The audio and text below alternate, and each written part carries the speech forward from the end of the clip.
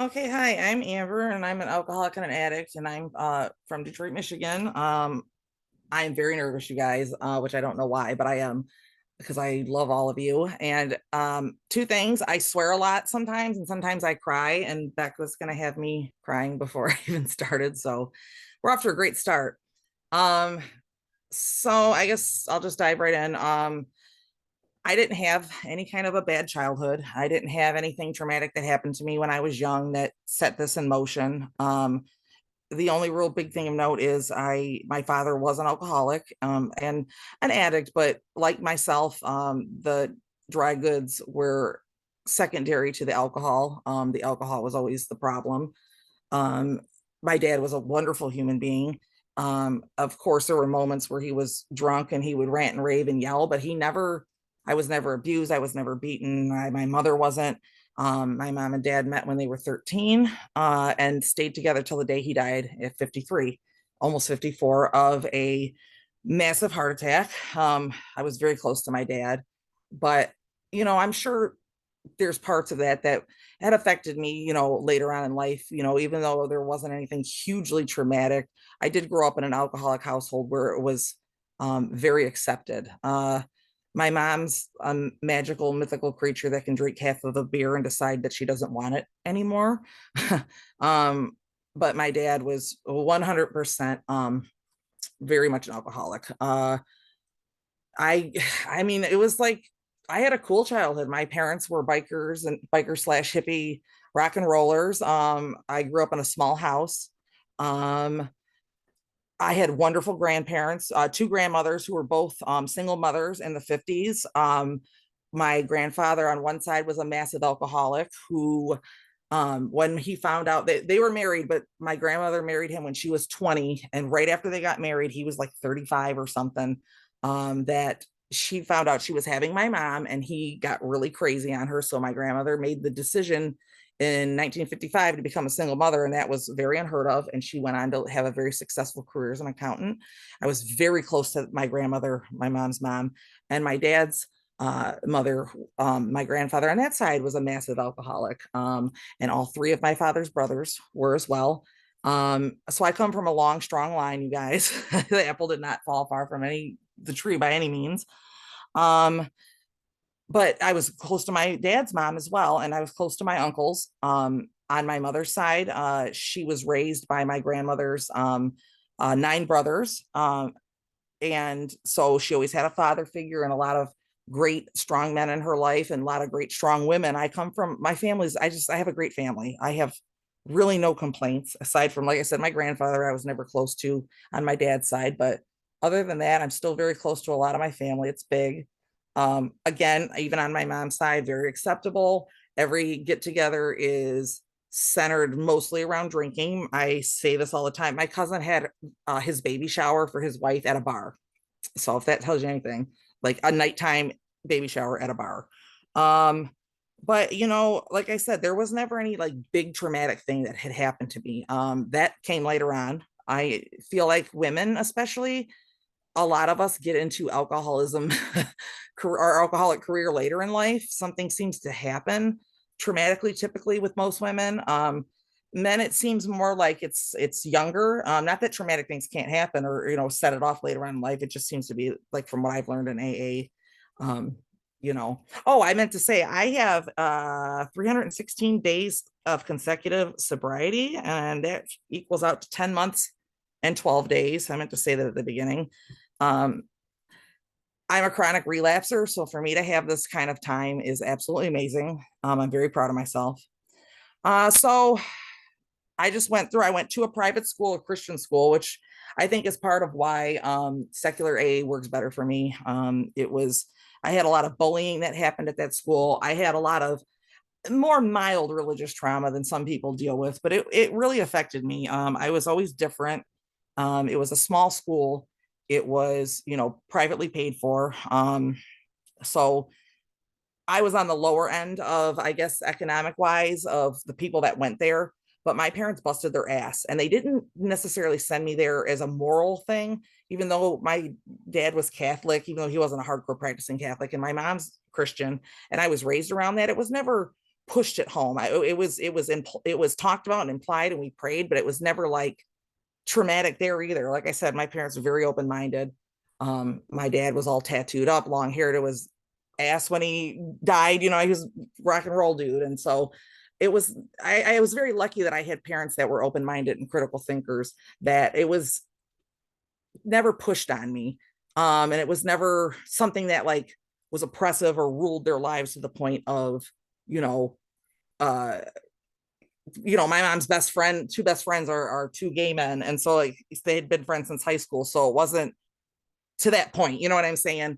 But at school, like I couldn't even hug male friends of mine because, they were weird and it was crazy. It was Methodist. Um, I was always different. I was always drawn more to like, even as a junior high, a younger kid, I've always loved horror movies. I've always loved tattoos and body modifications. I've always loved rock and roll and heavy metal and that sort of vein of music. And it was not acceptable there. I was very much bullied. And me being me, instead of like trying to conform and fit in, I thought I'm just going to get weirder, because the weirder I am, the less you're going to fucking want to be around me, right? And it worked. So I started just being super weird, but then it was so isolating. And I finally got out of that situation, because I went to my mom and was telling her what was going on. And I'm the kind of person, like, reading it comes easy to me. Academics comes easy to me. So I was always good grades, but like my grades were going to hell, and she could see that it was really affecting me. So thankfully she put me into a public school and I did fantastic. And I was prom queen of my class, if you guys can believe that. So that's fun fact. But anyway, so when I was 15, I met my now ex-husband, and we were very close. I was very much in love with this person. It was like my first everything, and I ended up marrying him very young when I was 19. But he was very integral to a lot of things for me. And I graduated high school. Immediately after I got out of high school, when I was 18, he asked me to marry him, and I agreed, and I got married when I was 19. And in retrospect, that was not a good idea. Not that I didn't love him and not that I didn't care for him, but I ruined that marriage because I was young and an idiot and I didn't know what I was doing. And I can say that now. Like, I had a lot of resentments at first when it all went down. And I tried to blame him, but I'm also now 43 years old, or almost 43 years old. And I can look back and realize that a lot of my part had to do with being young and stupid.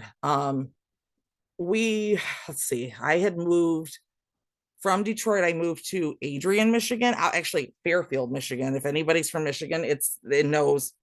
I'll tell you guys, it's the fucking sticks. There's nothing out there.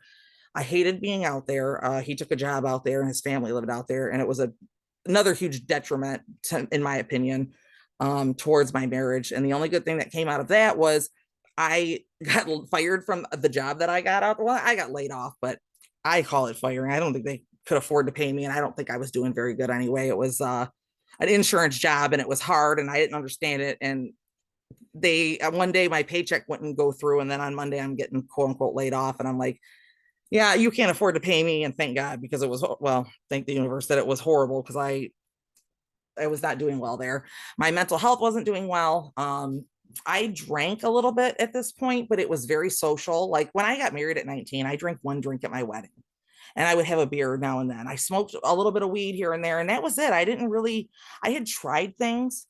And looking back, I had a lot of alcoholic tendencies and addict tendencies, even if I wasn't practicing using. Like, I did cocaine for the first time when I was 15. That is incredibly young to be doing a hard drug. But like I said, it was always so normalized in my house that I thought it was okay if you were like in a party setting, you know. Um, I was not doing well mentally, and I knew I had to do something. So I ended up going back to college, going back to school. At this point, I'm probably about 23, and it was one of the best decisions I ever made. I went to a community college out there, and I did phenomenal. I had wanted to be a zookeeper for my entire life. I had always connected with animals. And not even so much dogs and cats and domesticated animals. Like, my mom used to take me to the library, and I would go to like these animal presentations. And I mean, I would be front row. I was never afraid to hold anything, snakes, rats, it didn't matter. All the creepy, I don't think they're creepy, but quote unquote creepy animals, I love them. Bats are my favorite animal. They're phenomenal. And it just was a natural thing for me. So I knew from an early age I wanted to do something with animals. And as I got older, I wanted to be a zookeeper. And the reason I wanted to be a zookeeper was I wanted to go into education, and I wanted to be the person that when you go to the zoo, they bring animals out and they talk to the kids about it, because I love children too. And I don't get too nervous being up in front of people and doing that sort of thing. Um, and also the zoo had made such an impact on me as a kid that I got to see all these animals living in such an urban area. And it just became it still is a deep passion of mine. And so is environmentalism. I went to school, I got accepted to Michigan State. I got a half ride on academic scholarships. I was going for zoology with a concentration in zookeeping and a minor in environmental science. I did phenomenal. I ended up moving to Lansing. I went without my ex-husband at first because we had to get everything settled for him to come out there. So I lived for a half a semester in the dorms, which is very odd as an older person, but they thankfully put me with somebody else who was older. She was phenomenal. I loved her. And I did very well. I was getting 4.0. I was getting all these academic scholarships. I just was good at being in that zookeeping type of environment. And I joined the club. I started volunteering at Potter Park Zoo. I went on a job shadow just for one day, and I did so well that they begged me to come back because they were short staffed. And I mean, I've done everything from feeding rhinos to playing with baby tigers. And it was if I'm not going to do it for getting paid, then I certainly should have that as a career. Because if I loved going and not getting paid, hell, you might as well pay me for it, right? I couldn't see myself doing anything else. It doesn't pay a lot, but it's like a 99% job satisfaction. So I went on and I continued on. Right about this time, my divorce was getting going. We were fighting a lot. He had moved out there. I moved out of the dorms. We got an apartment. We signed like a 2-year lease because it was cheaper, and within a few months he was moving out. We were just having a lot of problems. I didn't communicate the way I should have. I was so engrossed in like going to school. I was working 2 jobs at one point, and I wasn't making time for our marriage. And the one job that I got, I was a manager for Hot Topic for many, many years. And then I had made friends when I went out there. I went from living like a year out in the sticks with no friends, nothing, to suddenly I'm in a big city with people, like-minded people. And then I started going to the bars. Even then, it hadn't hit me yet. I would still be able to have a beer or two and be fine. But I think I used to say like my dad passing away was the beginning of all of this.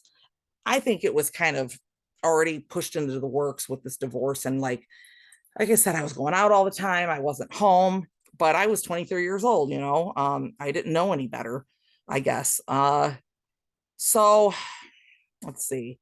I was working a job in the morning, going to school all day, going straight to the mall and working there, coming home and doing it all over again. And I was getting burnt out really bad. We were fighting all the time.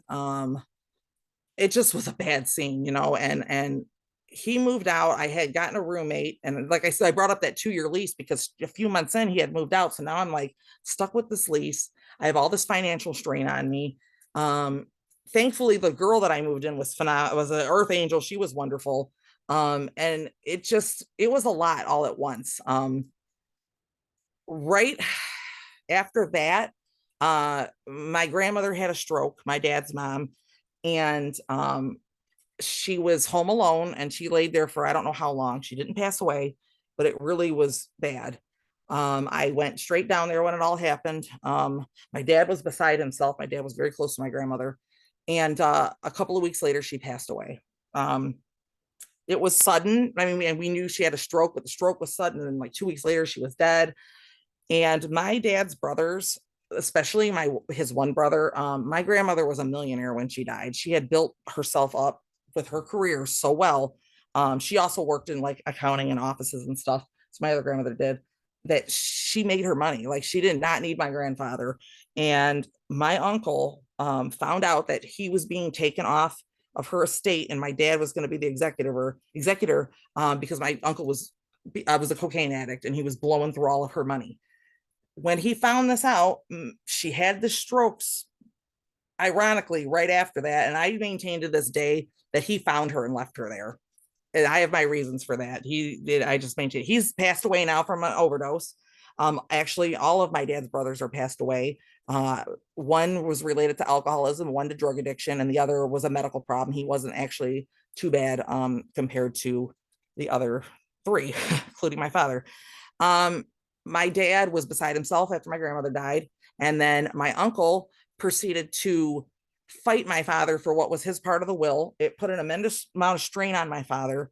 And he just was drunk all the time. He was crying, he was throwing up, like he was just, it was bad. I ended up having to come back home for another like week and a half after that to try to help my mom because I'm an only child.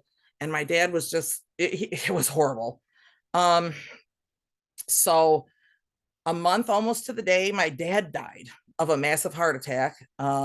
He, I think, was so stressed out and upset that I just think it just didn't, his heart was broken, and all the strain put on his physical body was enough to, kill him.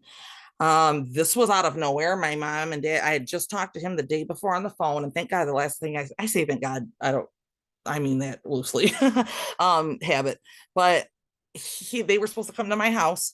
And I was joking with my dad on the phone because I said I was going to cook him dinner, and we was like, oh, you're the kind, you just feed me like raw hot dogs, and just joking around. And I remember I asked him really what he wanted, and he was like, I want a real big steak with onions and mushrooms. And I said, okay, I'll do it for you. I'll cook for you. And then I told him I loved him and I was running late to work. I lived an hour and a half away. So when they would get about a half hour there, my mom would call me. So I'd make sure I was up. I was dating who would become my second ex-husband, who does not count, but I'll get there. I was dating him at the time, and he was a bartender. So, I would go up there and help, like sit there while he closed the bar. So it was like 6 o'clock in the morning before I went to sleep. And about 2 hours after that, I get a phone call, and I was so tired. I didn't answer the phone at first because I was like, they're just calling me, to say they're almost here. Well, it just kept ringing and ringing and blowing up and blowing up. And I'm like, what the hell's going on? So, and it was my mom on the caller ID, and I answered the phone, but it was not my mom on the phone. It was my neighbor. And I knew the minute that happened, something wasn't right. So I sat right up and I said, what's going on? And she just blurted out, your dad's dead. And I don't remember this. I blacked out. I guess I just started yelling and like trying to beat up my ex because I don't remember any of this. And I just collapsed and I was crying. I just dealt with my grandmother dying. So I go back out to Detroit, and it was devastating. He died in his sleep, and my mom went to go wake him up. She had fallen asleep on the couch. She had checked on him at about midnight. And then a few hours later, she was getting up and she was going to cook him breakfast and get him ready for the day. And he was dead in their bed. And you all know my mom and I have issues, but I feel terrible that that happened to her really bad, that she had to be the one to find him. They were very much in love, and, they had a good marriage, and it was just devastating. Um, so then this all is going on while my uncle is being a total asshole. He's all of this is just a lot. So I go back to Detroit. I'm there for like 2 or 3 weeks. I finally get myself together, and I'm like, I'm going to come back and go back to work and school. I immediately did not want to feel. I did not care. I was grieving so deeply. I was so close to my father that immediately I found, I took solace in the fact that I could get drunk enough to not care or not feel or whatever, pass out, whatever the case may be. And that was the hardcore beginning of all of the next 15 years of misery that I went through, because I'm already predisposed to alcoholic, tendencies. I do think there is a genetic component to it. It was always acceptable in my house, and now I'm grieving and I'm brokenhearted, and I don't want to feel. So it was just a perfect storm. After that, my cat of almost 20 years died.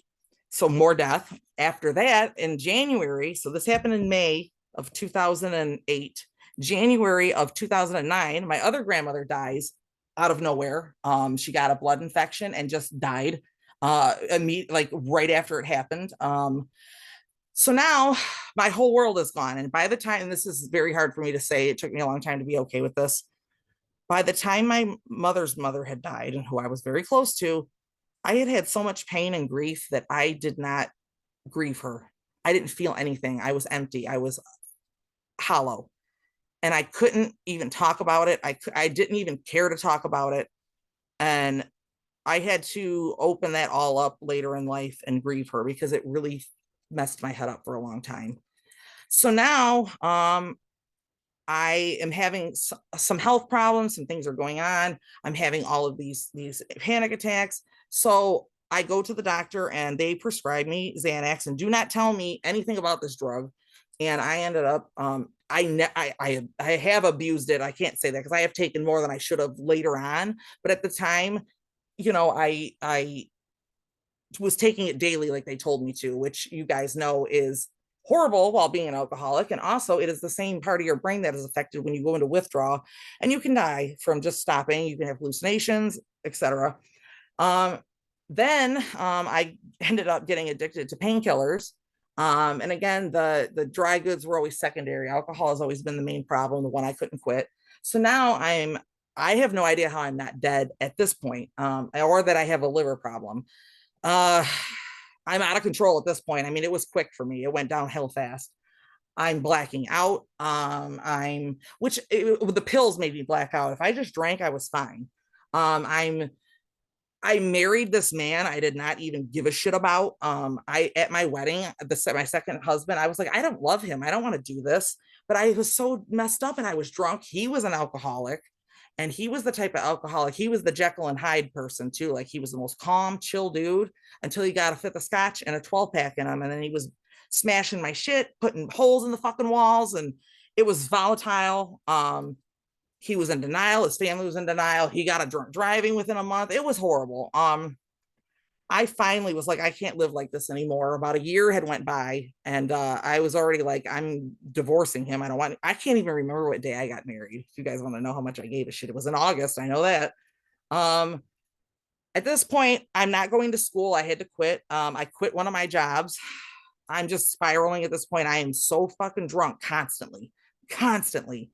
The time I got up, I would have to start drinking so I didn't go into any kind of withdrawal so I could go to work with Hot Topic. I'm throwing up at work. I mean, I'm having health problems. I'm getting pancreatitis. All of this horrible stuff is going on. My mom's having a hard time. She can't pay her bills without my dad. My dad was always the primary breadwinner. Um, so I'm like, I'm just going to go back to Detroit. Fuck it. I completely abandoned the entire life I had built for years out there. Um, and I had a good life out there. I really did. And I come back here. Now I'm depressed. I'm going crazy. I'm engaging in all this wild ass behavior that I would never do sober. Just man, I was not really a drunk driver, but it seemed like if I ever conceded to do it when I had a buzz, something fucked up happened. I got hit one time and I ran from the accident.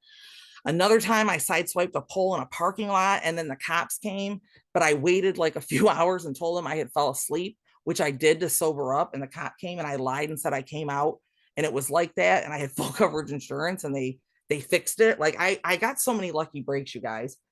So I come back out here. I work at this job that I hate, that I end up getting fired from for some bullshit reason. I get another job that I hate, and I'm just deeply, darkly unhappy.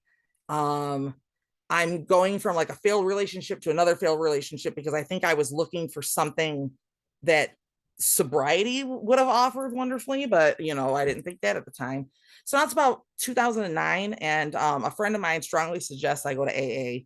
And I was like, sure, I'll check it out because I was never in denial. I never had a denial problem ever. I knew I was the problem. I knew why I was the problem, but I did not have any way to fix it. I didn't have any tools. I never had been to therapy. I never should have been in grief counseling, really, and I wasn't. So I go to AA. Everybody was wonderful. I thought everybody was so nice. This one lady, she gave me her first coin that she ever had, her 24-hour coin. I still have that, and I cherish that. Really, I do. I never lost that. Um, but it wasn't for me. I wasn't ready to quit drinking. Of course, I never thought AA was full of shit. I just never. I was like, this isn't for me. I'm not done drinking yet, and I knew it. So it just kept going for years. Again, more health problems, more this, more that. In 2015, I was wasted drunk, and I was ranting and raving. I was going to shoot myself. And I didn't know that you got a little 3-day vacation when you say that. I learned that real quick. A little grippy sock vacation. And they took me to an overnight mental health Well, at first they took me to the hospital where I got babysat and chained to the bed. Then I sobered up and I was like, oh, I've made a terrible mistake. I never said that again. Well, not where anybody could hear it anyway. Thought it a few times, but um, they sent me to an overnight mental health place where they gave me this horrible assessment that looking back was ridiculous. I stayed there. Then they sent me to a place that was connected to a rehab. It was a mental health facility. And I talked to the doctor there. And he's like, you are not suicidal or terribly mentally ill. This was for people that were really struggling. He was like, there's a rehab next door. You're an alcoholic. You need to go to rehab. So I stayed there till that Monday, and then I went to the rehab. And I remember walking in there, and I was, now I'm withdrawing off of alcohol and Xanax and Vicodin. Not too bad. I was thank goodness for that. But I get in there, and it's like I'm having horrible DTs and withdrawals. They get me on like 3 seizure medications. They were afraid I was going to drop dead and die. And I'm hearing things. I knew I wasn't in psychosis. I knew what was going on, but it was just the withdrawal. I finally get into this rehab and I get comfortable and I finally get to sleep and I start to dry out. They had a grief counseling class for the first time ever that I was there. I did everything they told me to do. I graduated, quote unquote, after 35 days, and I signed up for day treatment, which means a bus picked me up and I came in from 9 to 3. After that, I signed up for IOP and I started going to AA immediately. I got a sponsor who ended up being a really cool lady. She ended up having a bad relapse and it was affecting our relationship. So unfortunately, we had to put like the sponsorship part to rest, but I'm still friends with her to this day. And I credit her for so much in my sobriety. It's ridiculous. I was doing really well.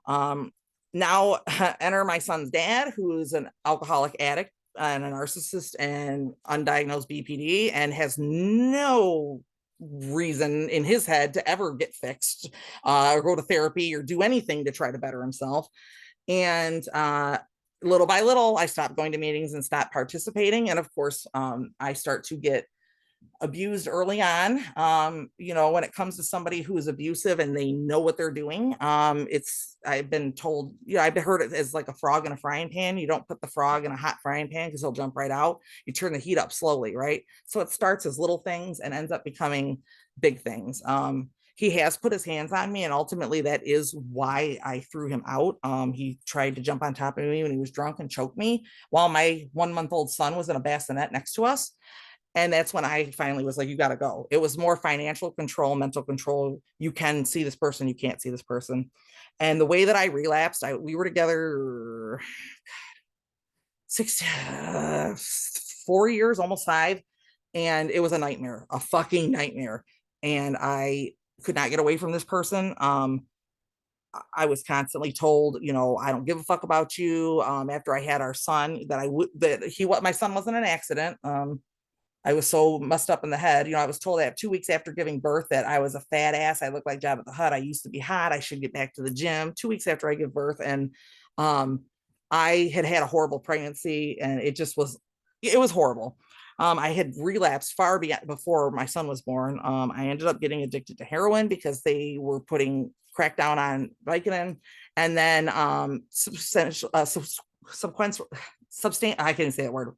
Eventually, I had to go to rehab for the heroin because I OD'd at a light, and 2 people had to drag me out and give me resuscitation on the side of the road till the Narcan came. You think that would have been enough to stop? Or the 7 bags in my purse that gave me a felony. You think that would be enough to stop? It wasn't.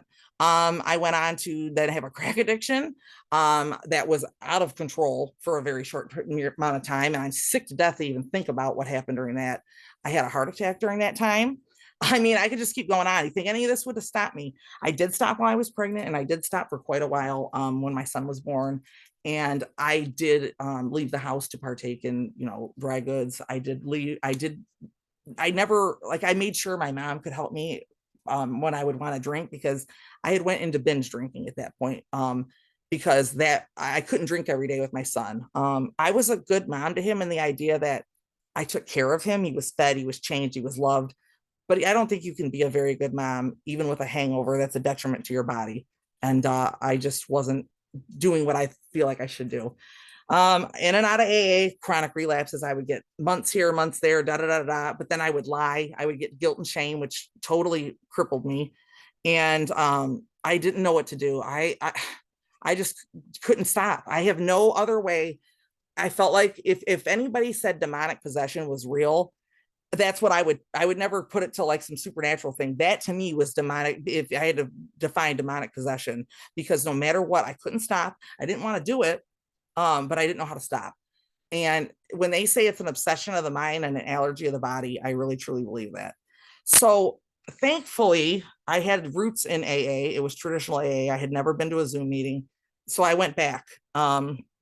I had a 5 month dry drunk spell where I wasn't working a program, but I was abstaining from everything and I was miserable. And I was working at a liquor store, which you guys know, which is a great place for me to be working, let me tell you. And eventually I gave in and was like, my coworker was like, let's do a shot. And next thing I know, I'm right back to being horribly addicted again. I'm drinking at work. I'm stealing from work, drinking in the cooler. I am not a thief. Like this, I'm telling you guys, it turned me into somebody I'm even ashamed sometimes to admit it, but like I said, you got to put that aside, that shame and that guilt. And I've worked really hard on that. It is what it is, and it happened, and I can go forward now. So I'm coming home. I went to work. They called me in, and I had been drinking for like 2 days straight vodka. I used to be a beer drinker, so now I'm binge drinking vodka, which all the roads seem to lead there. Um, and they call me in, and I think it's a great idea. I go to work. Well, the minute I walk in there, they tell I'm wasted. They fire me. I walk out and I'm calling my mom and I'm like, I'm too drunk to drive. Can you please come and get me? Well, she was coming to get me, and I decide I'm going to drive home. I pull over on the side of the road next to my street, right down the street, and this neighbor comes out, and got volatile real quick with him, and I told him I was going to beat the fuck out of him on the side of the road. He was yelling in my face, and I was like, "Bitch, I'll fuck push you in this ditch." I mean, we're like going at it. My mom and my roommate realize I'm up there as they come back from the liquor store to get me. It was just down the street. They get me in the car. I don't remember any of this. I remember fighting with the neighbor, and that was it. My roommate goes back down there to get the car. Now these cops aren't to be bothered. I live in Taylor now, which is about 10 minutes outside of downtown. Um, they've never showed up to anything I've ever called them for, but here suddenly they're there within 2 minutes, right? Um, Apparently, I wake up in the jail at 6 a.m. and I'm like, whoa, man, what did I do? What did I do? And they told me, I said, was I combative? They're like, no, you were just drunk, da da da, just drunk driving. I find out like 2 months later that I wasn't even driving. I was in my front yard and they took me. And I don't know why my mother didn't stop them. I don't know why, but if I would have been a little bit more in my right mind, I would have fought that. I just went, and I guess I don't remember anything. Anyway, so I get charged with this DUI and I got to go to court. Um, on the way home, when I was driving home, I was just thinking in my head, when I was coming home from when they fired me, I'm like, I need some help. I need help. I need help. I need help. I can't do this anymore. And when they talk about like surrendering, I think that was really the moment that I did that completely. And I was willing to stop drinking. I was done. This was enough pain, enough misery. And I drank one more time after that. That was September 22nd of 2023. And I drank one more time after that. I drank one drink and I was disgusted by it. I have never been disgusted like that, where I couldn't even continue to drink. I've been disgusted and continued on until, more misery happened. But so that was February 7th of 2024. And that was the date of my last drink. I was done and I knew I had to do the work to stay done. I went back to traditional AA. AA has always been here for me. If you're new here, even if you relapse 1,000 times like I did, AA will always be here. And this is why I don't say no when somebody from AA needs me or the program itself requires me to do service. That's the main reason. A lot of people do service to stay busy. I do it because I owe my life to this program. I struggled very hard in traditional AA. I had two horrible sponsors. One was a very religious lady, very hardcore Catholic. You guys heard me talk about this before. And I kept telling her, my idea of a higher power is different than yours. I'm not going to follow a Christian construct. I'm not going to do it that way. And she kept saying she could separate it. Spoiler alert, she could not. She tried to give me these papers to fill out, and I found out they were from Celebrate Recovery, which I think is a horrible, toxic church recovery program. I walked out of one of those meetings years ago because I went with a friend to support her, and I was not going to sit there. And I'm also queer, and then talking about the pastor talking about how horrible his lesbian daughter was I was like, oh nope, this is exactly why I don't come to this shit. So so I walked out of that. So I knew that that was already a toxic environment, and she had lied to me and said they were AA papers. Well, I had been in this program long enough; I knew that wasn't true, and I was struggling very hard to find a place in the turn it over to God situation. I am agnostic. I do believe in things. I'm not going to go into all that, but I'm not an atheist, but I'm not the traditional, God person. So I found secular AA, and I'm so glad I did because that also saved my life. Even though I do believe in spirituality and God, it was never pushed here. It was more of a choice to talk about it. I'm much more comfortable in this setting. Um, and I have met the most amazing people, especially in this meeting. I consider you guys family. You guys know I love you so much.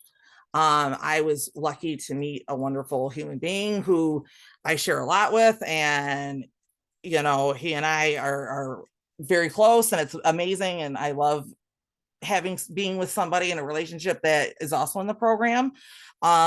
My very, very, very close friend I met in here. You guys know Kat, me and her. That's like my sister, Alexis, Raven, all of you. I love all of you guys. And I have been able to share and be open in here in a way that has been so healing that it's not even funny. I attribute so much of my sobriety to you guys. Being a single mom who doesn't go to bars. I'm almost 43. I'm going to be 43 at the end of January. My son is 5. He'll be 6 in February. Light of my life. This kid, I'll tell you what, I say this all the time too, when they say you can't get sober for anybody else, I do think at the end of the day, that's true for long-term sobriety. But in the beginning, I did not like myself. I hated myself, you guys. Hated it. I was an empty shell of a human being. I was nothing. I didn't even have sadness or anguish or despair anymore. It was just hollow. And that was terrifying. Um, I did this for my son initially because I didn't love myself enough to stay sober, and I love him enough I'd lay down my life for that kid, the only person I'd die for. Um, and I saw a video of a little boy kissing a tombstone because his mom had OD'd, and he was my son's age, and it wrecked me, you guys. It messed me up, and all of this happened right in sequential order of me getting sober.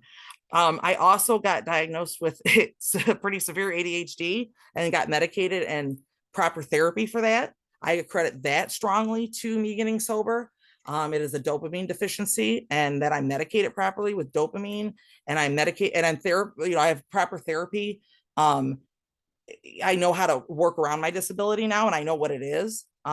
So that's I had always felt like other or different or not like I always joke around and say it's time to put on the human suit and go, be amongst the humans, because I never felt right, and I think that was part of it. There was a part of my life that was huge that was missing, and once that puzzle piece went in, it helped me build on my self-esteem. My self-esteem today, if you guys knew me 10 months ago, you wouldn't even believe it. I'm telling you, I hated myself. I couldn't even look at myself in the mirror. I was so ashamed of all the things I had done and how I had acted. And once I put all that aside and I really started focusing on me, because I always say you have to be a little bit selfish to stay in recovery, it just came back. I'm telling you, like, I don't find my worth in other people. I don't find my worth um, outside of myself anymore with alcohol, drugs, whatever it is, relationships, whatever. Um, and if you're new here, it comes back. I know that sounds so corny, but they say sometimes quickly, sometimes slowly. And if you just work at it, it will naturally come back. It will come back to you. I have so much hope in this program today. I deal with a lot. I'm under a lot of stress. I don't like where I live. There's a lot of things going on in my life, but my complaints are gold plated.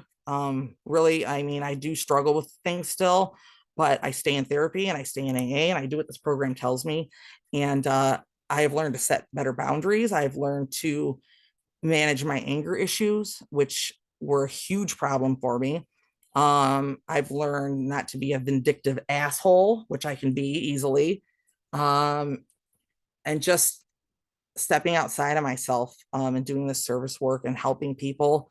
It's been a lifesaver. I'm accountable now. I don't lie if I think I'm going to fuck up or whatever. Even when I fucked up in February, I called the lady that was sponsoring me immediately at that time. And I told her, oh, I got charged with the DUI, by the way. I'm going to tell you guys that. So I'm also on probation. Doing what I have done in probation. I've been on probation since August. This is just another little stem of hope for anybody that's new and dealing with this. I was so scared. You guys can ask anybody in here how scared I was of this probation and getting charged. They had dropped it down to a lesser charge, a misdemeanor. But when I had gotten a felony in Michigan, it's called a 7411. And if you complete probation, they will get rid of it. Well, I absconded, went to jail over it 3 years later, and the judge threw it out. So if I go to vote or get a lease, the felony doesn't come up, but it does in the court system. So the judge seen I had a previous drop felony, and she was like, yeah, we're going to put you in the more hardcore probation. And I was pissed at the time. I'll tell you what, I think that saved my life too. Being accountable, my freedom and my driver's license were apparently more important to me than, when I died that time. And so I've worked really hard in probation. I've gotten, since August, I had a pretty hefty probation. I have gotten everything done except 8 more community service days and my fines, which I'm still working on both of those. I have till August, where she said if everything is paid off and I'm done, I will get off of probation a year early. I had a 2-year term. They had me jumping through hoops. They've already dropped my drug testing down. It used to be almost every day. Now I drug test, I think, once a month, and I breathalyze maybe once or twice a week. My probation officer is like, tells me she's proud of me. I've had the judge tell me she's proud of me. And I hate the legal system. I am not a truster of cops. I'm not a truster of our judicial system. It's a story for another time. But for me to say that these two women have really been there for me. Thankfully, we do have a couple of fucking good people in there. I don't even like saying that half the time. I'm so against our court system, but I really can't say anything bad, and I'm going to give credit where credit's due. It is all possible, is what I'm saying. Okay, we're getting close to the end of the hour. I'm so sorry I talked this long. Oh my God, you guys, why don't you tell me shut up? There's a lot of hope. I have a great relationship with my son. I don't want to die. Every time something goes wrong, I don't run to alcohol. My emotional stability is 10 times better, even from 6 months ago. So if you're new here, and they say, oh, the worst thing an alcoholic can say is I got this. I absolutely do not believe that. I think there's a lot of hope. And I think if you're sincere and you're humble and you bust your ass and you get a little selfish with your boundaries in your life, you're going to make it. I don't care. I don't give a shit. And you don't need to have this big, huge religious background and this turning it over and all that. I don't do that. I view myself as a conduit for good in this world. If some force works through me, great. Turning it over just never did it for me. And once I kind of put that to rest, I've been doing a lot better because I struggled. I love you guys. I'm going to shut up. Thank you guys for letting me rattle off forever. And thank you. Thank you, Beck, for inviting me. I'm very glad that I got to do this. Thanks.